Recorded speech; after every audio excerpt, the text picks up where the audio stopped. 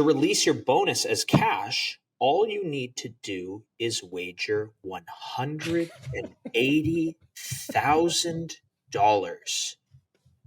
Like, are you freaking kidding me?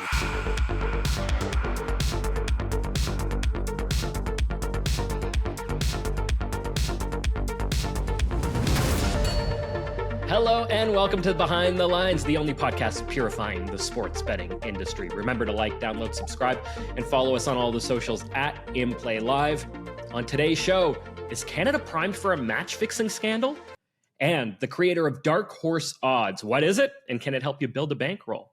I'm your host, Shane Mercer, as always joined by Andrew Pace, founder of InPlayLive, a community of like-minded sports bettors dedicated to long-term success. We have Mike McConnell, co-founder from Dark Horse Odds, joining us in a bit. But first, I want to get to a pretty big story from Front Office Sports. So the headline here, Pace. Oh no, Canada. The next big sports betting scandal could erupt north of the border. When I saw this, I was like, wow, this is a pretty sort of bold claim here. And it's from a very sort of reputable publication, Front Office Sports. I mean, they do a lot of great work covering all things the business of sports, and sports betting, very much a part of that sort of ecosystem now. So this article makes the point that Canada doesn't actually have any laws on the books that specifically address match fixing. So it brings up Section 209 of Canada's criminal code, which does state that cheating while playing a game or betting with intent to defraud someone are indictable offenses. But this piece of legislation, this law, was written before legalized sports betting was swept across the country and across the entire continent. And at least one lawyer says updates are needed. And so I thought that was pretty interesting. But then it also quotes a guy named Declan Hill. And if you aren't familiar with him, he wrote a book about match fixing in international soccer. It was probably written about 15 years ago, but it was a huge, huge book when it came out. And he's one of the more vocal critics in the Russian doping scandal. He is one of the top global experts on match fixing and corruption in sports. In fact, I don't think that there is probably a bigger authority out there on the topic of corruption in sports than this guy, Declan Hill. And he also just happens to be a Canadian. And so when I see him comment on something like this, I take it, I take it very seriously. I hold a lot of weight in what he says in this space. And so one of his quotes in the article is that it's open season for match fixing up there, referring to us in Canada. And I just thought, wow, you hear a guy say that it's open season. And I mean, he knows it to be true. It's not something that he just thinks. He does extensive research in this space, and to the point where he monitors all sorts of small leagues, or what we might consider small leagues around the world, to see things like, strange odd line movements and strange odds and sort of stuff that just doesn't make sense in the betting space. And so when I saw him say that, I thought, wow, this is pretty remarkable. But Pace, you had to look at the article. What do you think? Yeah, it's I hate stuff like this. I hate even talking about it, to be honest with you. And one of the reasons is because it fuels all the degenerate gamblers to have an excuse for why they lost a bet or why something happened the way it happened. You see these clips in the NFL, and I know we're referencing Canada with this article, but you see these clips in the NFL of a dude who just misses a tackle, and then in slow motion, it'll be viral on Instagram. And it's like, are you telling me that, this game wasn't fixed because, this dude missed this tackle or something like that? And I hate it. Fuels so many people's, beliefs on a game. An entire fan base behind a certain team will claim, that something was fixed as opposed to just losing fair and square a lot of times. So I hate the whole conversation. Now, I guess with that out of the way, and let's just kind of take your word here. This is the guy we ought to trust and believe that what he's saying is to an extent to be true. The other side of this discussion is that it is happening. And it has been happening for, however long, quite a long time. I think since the dawn of sports, really, especially if you can bet on them. Shoeless Joe Jackson, the list goes on and on. So it is happening. And, where does that put us? Now, when I read the article, we've had a recent situation with CFL, and I just talked about, I hate degenerate gamblers blaming someone else for a loss. I've never seen anything in my life like what I saw in that CFL game. And it was an accidental pass interference call instead of an actual pass interference call. And when the ref called the penalty after that, he called back-to-back penalties that really, really fucked us over in this game. He was laughing while he made the call. Like, he started smiling and then broke out laughing. I just have never seen an intentional pass interference. I shouldn't say never, but, and I watched it all go down, and I never, ever am the guy that says, this is rigged, this is corrupt. And when I watched it, I'm like, what the fuck is happening right now? This feels wrong. Like, this feels like there are other things at play. And I never say that. So I'm not trying to make this exact case validation of that article, because I can't prove anything. But yeah, all I can really say is it was a weird series of events. And, when you reference the CFL specifically, which the article clearly does, there's probably a lot more motivation in a league where people don't make as much money. Sometimes when you look at like the Calvin Ridley parlays, you're like, why would he do that? He's betting a couple $100. Doesn't he know he's not allowed to? That's stupid, right? He makes a great salary, has a great career ahead of him. Why would he jeopardize it, right? And it probably is innocent and dumb when something like that happens, despite the sentence that he had to pay for what he did, right? And then, obviously the Ohtani things come up here a couple times. But with the CFL, you go, okay, you got some guys here that are making like low six figures, high five figures in their salary, so that's a league that could have, greater exposure to a motivation from anyone on that field, the players, the refs, all that kind of thing. I'm not saying it's happening. I don't know. I'm just saying that it is a high possibility when those motivations are going to be a little bit more obvious to a player like that. They can make potentially 10 years salary by throwing a game, depending on who it is that he's working with and dealing with. So, that's really all I have to say about it. It sucks. You want the integrity of the game to be as simple as everyone wanting to go out there and win. But as we know in sports, whether it's long travel, whether it's difficult stuff in your personal life, whatever it is, there's simply every single game is probably someone in team sports that doesn't want to be there that day.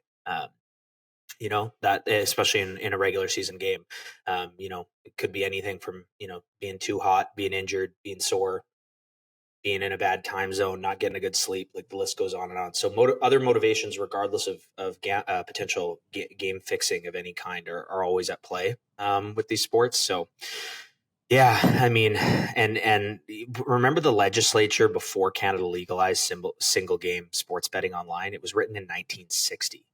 So it's like, you're telling me now that these guys can get away with this up here and the legislation hasn't followed suit with the online gambling? Like, come on,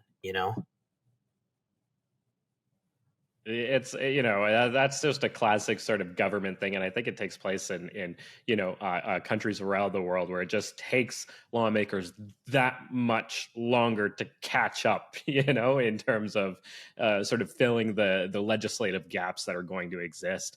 I'm glad you brought up the CFL situation, though, because I think the CFL is one of those leagues that a guy like Declan Hill might consider to be like a prime target league, because it is a smaller league. Right. And, the players, like you mentioned, aren't paid that much and much more easier to influence in that sense. So he works for the University of New Haven, and they have this sort of organization there that sort of tracks things. And so from May 31st to July 2nd, they flagged matches being played around the world where quote, bizarre odd movements triggered alarms. So they have a whole system, and it alerts them to when they see things that just don't look right. And so that included games in the US, and Canada, but it also included games in Russia and China and Brazil. And I know that many people in the In-Play Live community and probably bettors outside of the In-Play Live community will place wagers on these sort of smaller, more regional leagues or leagues that, like the Chinese basketball league, for example. That's a great example of one that'll sort of kick up again in a little bit. But even like soccer, right? Soccer leagues are sort of across the world and that kind of thing. And, so it also encompasses other major sports like tennis and basketball, volleyball, cricket, table tennis. And Hill's also warning that this may be spilling into women's sports specifically.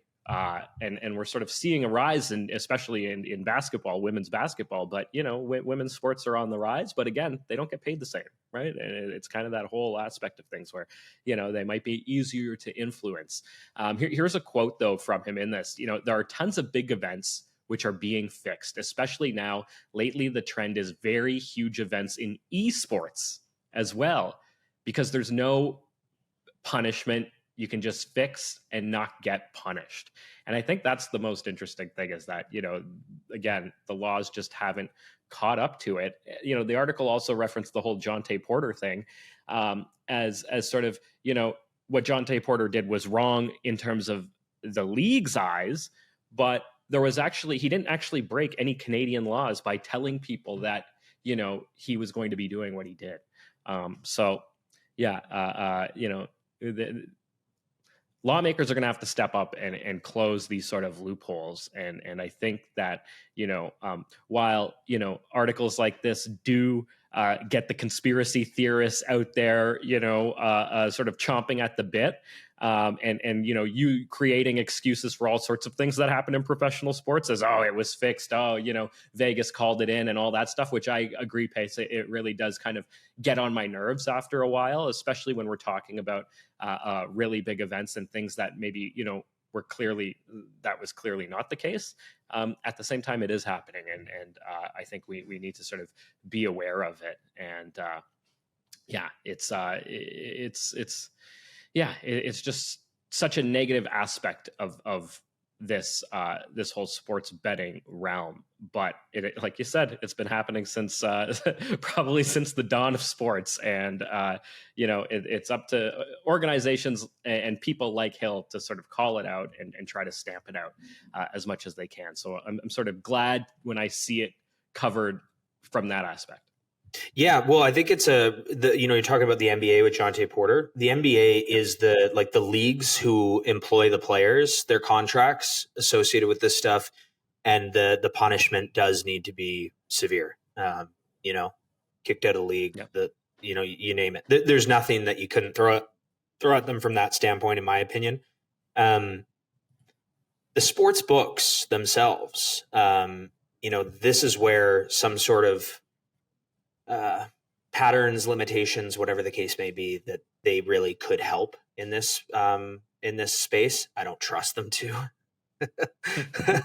but and I could see them using whatever they did in that arena on other people that are placing legitimate wagers. So I can't trust them to do that, but the sports books certainly could get involved.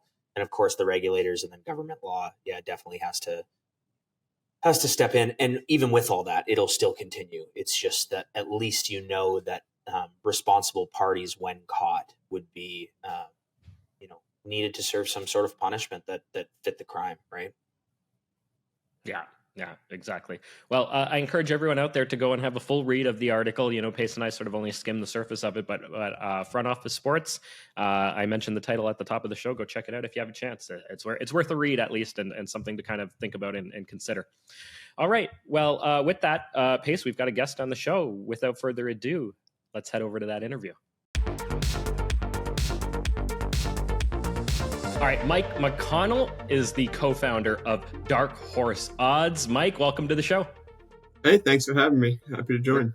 Hey, really happy to have you on here. I took a look at your product and it's pretty interesting, but why don't you sort of give us the Dark Horse origin story? Tell us a little bit about why you wanted to create this company and what it does. Yeah, so Dark Horse Odds is a match betting software company. So essentially, we go out and we comb through all the available sports books, get their odds as well as the promotions. And then our users say, hey, I have X promotion on Y sportsbook. How can I turn that into a guaranteed profit, right? Which sounds fake. So it might be better to start off with what is match betting. So match betting is a way to convert sportsbook promotions into guaranteed profit, right? You can do this by placing a promotion, say, on FanDuel, and then you hedge the opposite side of the bet on DraftKings. In sporting events, you can choose bets where there's only two possible outcomes, right? The home team wins, the away team wins. So by placing bets on both sides of that, you can guarantee a profit. So how do I get started with all of this? Essentially, it was when sports started to come back during late summer, early fall in 2020 after COVID. I was trying to look up profitable betting strategies and was pretty surprised to find that most bettors are not profitable, right? And it's for a whole variety of reasons. I did stumble across a subreddit, our sportsbook, where a lot of individuals were going through. They didn't necessarily use the term match betting. They figured out a way to do this, hedge their promotions and guarantee a profit. At the time, it was extremely manual. You had to do it by hand, comb through all the odds. Some people had Excel sheets that would help a little bit, but nothing that really put all those tools together. So talking with some friends and family, we realized, hey, we can automate this and we can make a much better service than there is currently available out there. So we went, and then eventually turned into Dark Horse Odds. And now we, subscription-based website. You can get $39 a month, access to all of our tools. And as fake as it sounds, guarantee a profit from sportsbooks promotions. It sounds a lot like maybe what Pace and I might have referred to as bonus harvesting, which is it's just another name for it. Same thing. Right. Same idea. So I guess how does your platform help people do this? Yep. So a user will come in and say, let's say I have a $100 bonus bet on FanDuel. So they'll open up our bet finders, right? And we have ones for all different types of promotions. So they'll use the bonus bet finder. They'll choose their sportsbook FanDuel and they enter in their dollar amount. And then they will also, in user settings, select all the other sportsbooks that they belong to. So then we'll go through all the possible combinations. It could be, at times it's, several 100,000 combinations. And then we'll say, hey, this is the most profitable one. But even in addition to that, we also allow extensive filtering because a lot of times the most profitable bet will be on some obscure alternate player prop for, a player that you've never heard of, over 5.5 threes, right? And this guy never ever takes a three in the NBA. So the odds are like plus 1,400, right? So then we can filter it out and say, hey, if you place a bunch of those bets, users are going to get limited. So only show me main lines, or maybe this bet only applies to a certain team in the NBA or a certain date or time frame. So we have filters for all of that. So you can narrow it down to the exact bet you need. And then we'll tell you how much to bet on that side as well as the hedge so that you can guarantee the same profit no matter what happens in the event, right? So we do all the searching and all the math for you. You simply say, I have this bet or this promotion on this sports book. And we say, all right, place that one and then hedge with this one to X number of dollars, and then you're good. You don't even have to watch the game if you don't want to. It sounds very helpful, especially if people are sort of actively trying to do this kind of thing, bonus harvesting or match betting, as you kind of coined it. I guess, what kind of money have you made doing this? What kind of money are people who are using your service making? Yep. So there's going to be two factors that determine that primarily. One is going to be the state you live in. Because if you live in Connecticut, you've got like 3 sports books. If you live in New Jersey or live in Colorado, you've got 20 plus, right? So that can make a pretty big difference. But if we just talk about just the sign-up offers to get started, in most states going through the sign-up offers, you're going to make somewhere between $2,000 and $7,000. Again, it's going to vary what books are available. Promotions kind of cycle up and down a little bit. We're in the slower season with just MLB right now. That'll likely increase come late August when the NFL starts to turn around. Right. So that's, factor number one. Factor number two is your bankroll. Right. So if you have a smaller bankroll, it's going to take longer to get through all the promotions, especially the sign up offers, because you're going to want to max those out. Those are just one-time offers. But if you have a large enough bankroll, you can actually start doing some kind of manufactured spending to generate a large amount of handle on these sports books and then get targeted VIP offers. Right. So Bet Rivers is one of the easiest to think about. They have a very, very structured VIP program. Once you reach level 7, then you get access to the VIP calendar, which is every month it cycles through. So they publish the whole thing ahead of time. It's very structured. So to get to level 7, you've got to bet $33,000 a month, which sounds like a lot, but you can do that at less than a 1% loss by sticking to main lines. So you're going to lose a couple $100, and then you qualify for the VIP calendar. And when you hedge those promotions, it varies per month, but you can normally make $2,000 plus, right? So that's a net profit of $1,700 or more, right? But all those bets you're placing on BetRivers, you hedge on DraftKings, you hedge on FanDuel, you hedge on Caesars and MGM. They see that you're placing large bets, so they give you a targeted offer, right? And then you hedge that one on another sportsbook, and it becomes a positive feedback loop. The biggest thing is just trying to avoid limits, but if you're smart about it, you can avoid limits for a very, very long time, if not indefinitely, and make some pretty serious income. So there's users that clear, the exception to the rules is users that clear well over $10,000 a month, but they have a large starting bankroll. I realize the average person probably doesn't have that, but I would argue it's pretty easy to make a few $100s a month, even with a small bankroll, just based on the daily offers, right? So if you play blackjack or whatever at a regular casino, a physical casino, you play enough there, you're going to get comped rooms. You're going to get some promotions to try and draw you back in. Well, sportsbooks do the same thing every day. They want you to open the app. They want you to place bets because that's how they make money. So they send out offers on a regular basis to pull you in. Not all of them can be hedged. Many of them can be. And then you can just churn through them over and over and build your status over time and build your profit over time. I just wonder, and it sounds like this is fantastic if you're somebody with a small bankroll or you're just getting started in the sports betting world and you want to build a bankroll. But I'm wondering, what happens, you brought up the topic of limiting. What happens when you do get limited? What happens when you start to run out of promotions? Yep, so that's what, if you do get limited, chances are on that particular sportsbook, your profit's probably done from them. Right? That's why it's very, very important to avoid those. And there's a couple of key things you can do. The biggest things are stick to main lines in big markets, right? Bet on the NBA money lines, bet the day of the event, bet within a few hours of the event. All of those things will make it less likely that you're going to beat the closing line, right? Which that means you're not going to set off red flags for the sports books, and therefore more likely to extend the longevity of your account, right? So a lot of this goes counter to EV betting. And the idea is that with match betting, even if you're taking slightly smaller profit on each individual bet, being able to do it over and over and over will outweigh that delta, right?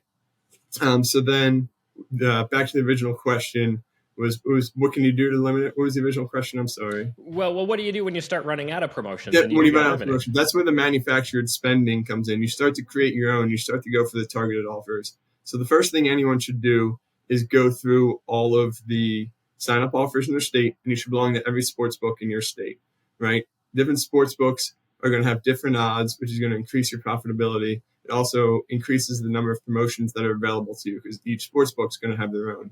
So then when you get into manufactured spending, that's, placing a bet where you don't necessarily have a promotion on both sides, where you're placing a large bet at as small as loss as possible to drive targeted offers, right? To get access to that BetRivers VIP calendar, which while you're doing that, while you're generating that handle, is when DraftKings and all the other sports books are going to start to give you offers. Again, if you have a large enough bankroll, you can just send an email to most of these sports books, say, hey, what can you do for a $10,000 deposit? Do you have a VIP program? A lot of them have VIP matches. If you're a VIP on BetRivers, send that information over to Caesars or somebody else. They're going to status match, right? So there's a little bit of hustle involved in it. But you can keep pushing to maintain that status or reach it and then spread it across multiple sports books. So you can generate your own offers. I think a lot of people don't necessarily realize that.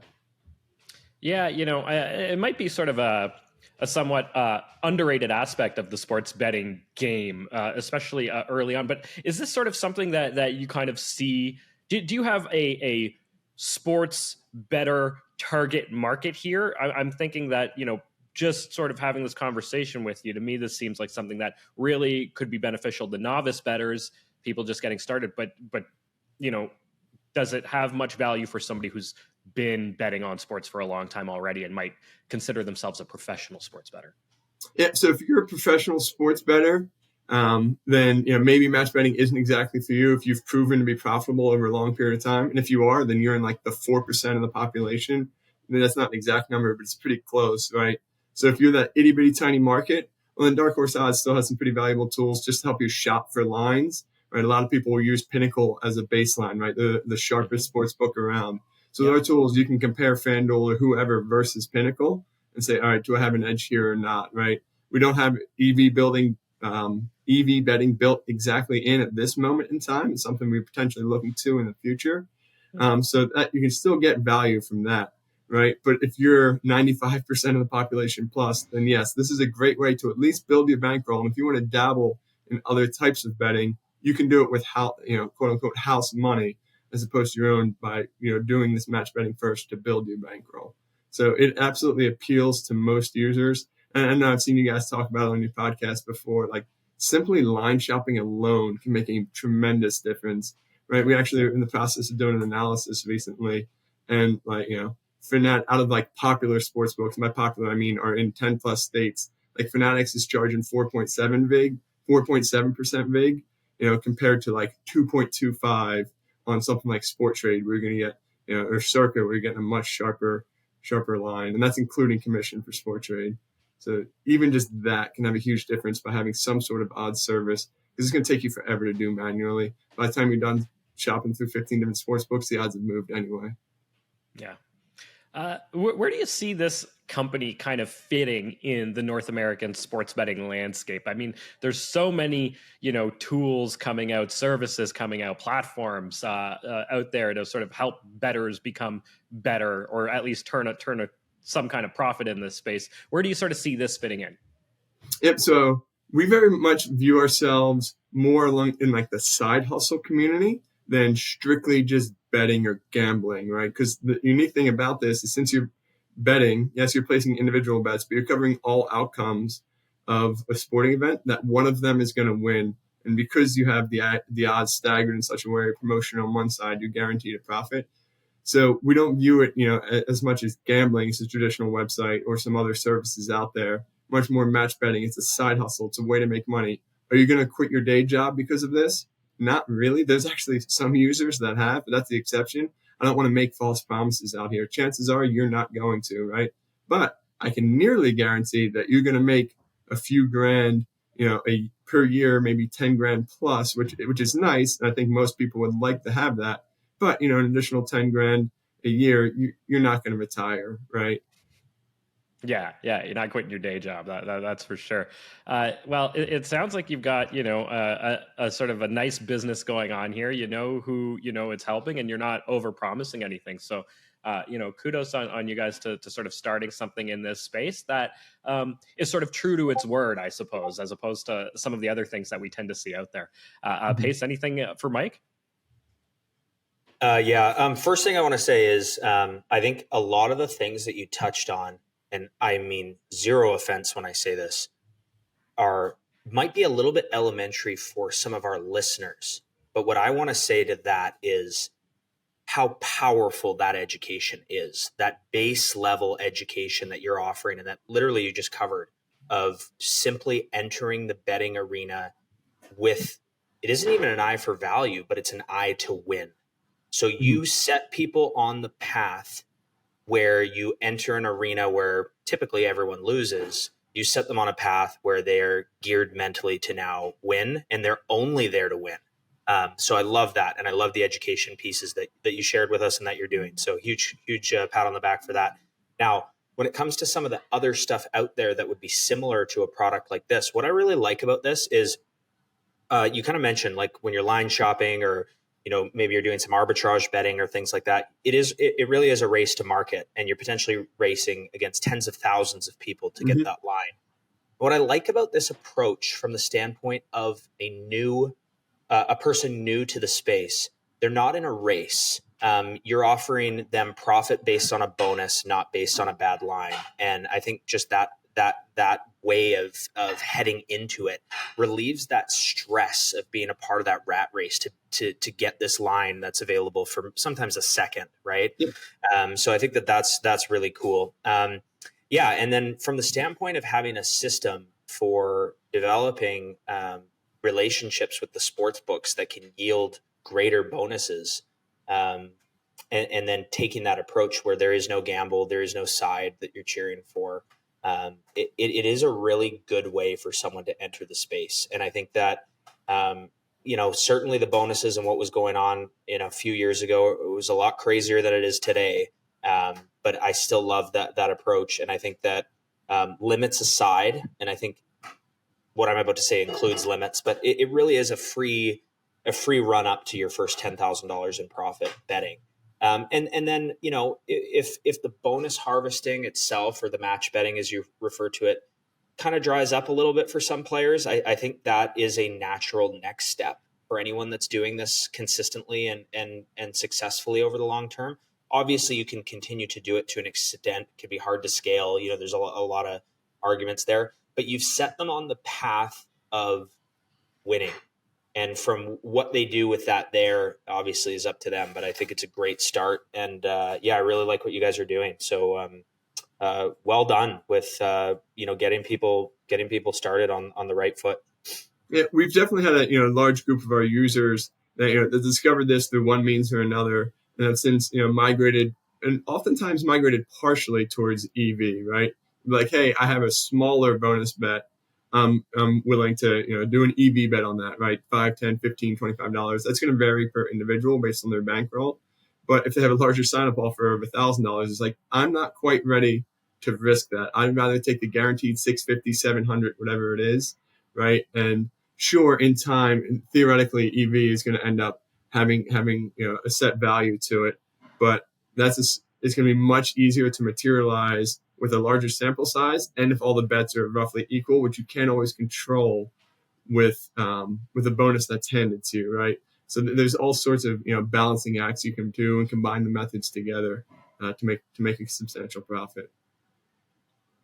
Yeah.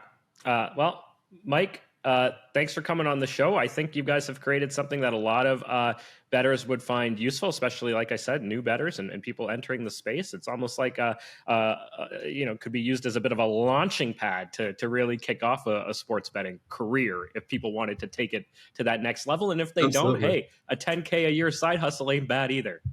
No, it's not bad. Just for a couple minutes of work, honestly. It's a you pretty said you fantastic can't retire ROI. off $10,000, but if you invest that $10,000 every single year, you're going to be way ahead of everyone else. Way ahead. So there you go. All right, Mike McConnell, co-founder of Dark Horse Odds. Thanks for coming on the show, buddy. Thanks for having me. Appreciate it. Thanks, Mike. All right, so that was Mike McConnell and Dark Horse Odds, and Pace, I think you do cover this in the masterclass as I think maybe you mentioned there, and if not, that's fine. But you do cover it in the masterclass. We call it bonus harvesting. He calls it match betting. I think, though, that if you are new to this space, let's just say you're joining now in the summer, or you're about to join and get ready for football, and you're excited for football season, and you're just sort of wanting to kind of embark on your sports betting journey, that this could just be sort of like a nice option to start off with, and kind of help grow a bankroll really quickly from, $1,000 or even less than $1,000 and sort of ramp it up quickly to the $5,000, $10,000 range simply by bonus harvesting, especially if you're in a province like mine, Ontario, where we have so many regulated sports books that are competing for your action. They're offering all kinds of bonuses out there, and you haven't been limited yet or anything like that. You're just in a perfect spot to take advantage of those bonuses and promotions that Mike was referring to. Totally. And I think a good message too, because we kind of were referencing smaller bankrolls and things like that. I've seen Kenny bonus harvest to this day with big bonuses and promotions almost to the extent that Mike exactly described it. Like a big deposit, emailing a host, seeing what they can do for him, seeing what kind of bonus can be offered to him, and then him working through that bonus to whatever degree it needs to be worked through, and turning it into cash. I've seen Kenny do it on a slot machine. I've seen him do it on a blackjack table. And to this day, he's still doing it with his sports books. So if you're thinking like, oh, this is for small bankrolls like we touched on, it is. It's the quickest way to catapult your bankroll. And to give you the same example I just referenced, Kenny's not even spinning out a unit from his bonus harvesting, but he's not going to complain about picking up $5,000 here and there. So he continues to do it as a result of that. I personally, I have a pretty good screenshot actually of some of the types of bonus harvesting that I've been recently offered. So I will try to bring this up really quickly here. Okay, so here's an example of the type of bonuses I've been offered recently. And this is why you hear the message that Mike just shared. Obviously, a great message for someone who's looking to make some money sports betting. And then again, an example like Kenny, like I just gave. Well, here's one. Congratulations, Andrew. You're eligible to receive a $1,500 bonus. This is from North Star Bets. I'm like, oh, sweet. That's the first thing I read. Awesome, right? To release your bonus as cash, all you need to do is wager $180,000. Like, are you freaking kidding me? But I'm actually going to give North Star a little bit of credit here. And this is why I'm going to give them a little bit of credit. At least it says it right there. I can read it. It's in the same, the same image, the same pop-up. It's right there in front of me.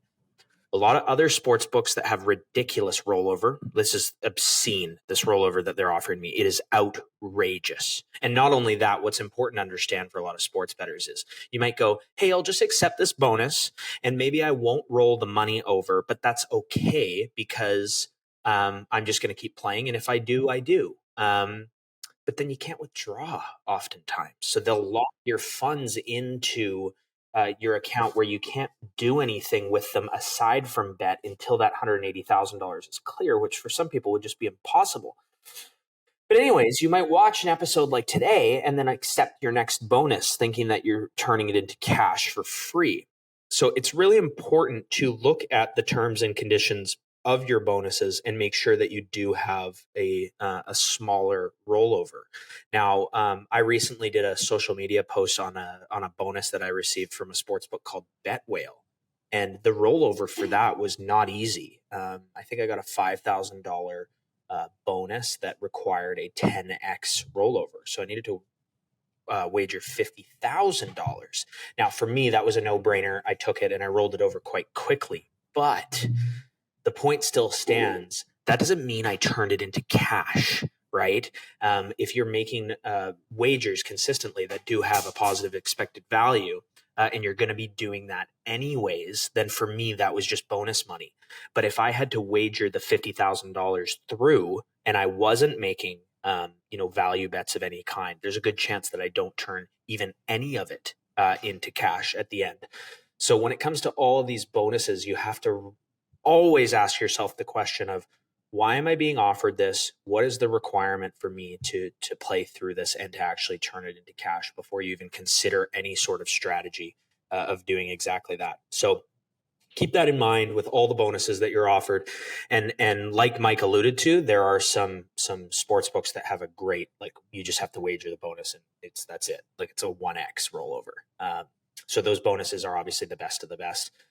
And yeah, just keep all that in mind when it comes to this stuff, so that you are making smart decisions. And even those 1x rollovers, you can ask yourself, well, why is the sportsbook offering this? And the reason why they do is to be competitive with their there are other people, the other businesses in the industry that are out for your business. If DraftKings is offering you $500, FanDuel might be like, oh my God, we have to match that, or we have to kick it up to 1,000, or whatever the case may be.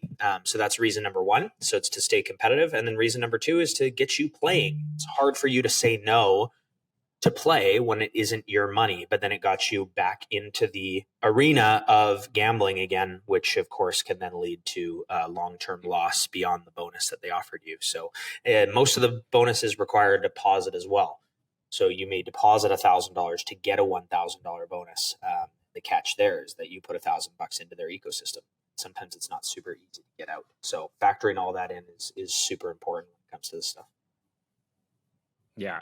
I'm glad you shared this screenshot with us, because it's pretty remarkable. $180,000, insane. But you're absolutely right to give North Star Bets a little bit of credit here, because they did put it right there on the message. $180,000, and I love all you need to do is. That's just the best part of it all. Right? It's just like amazing. Hey, that's all.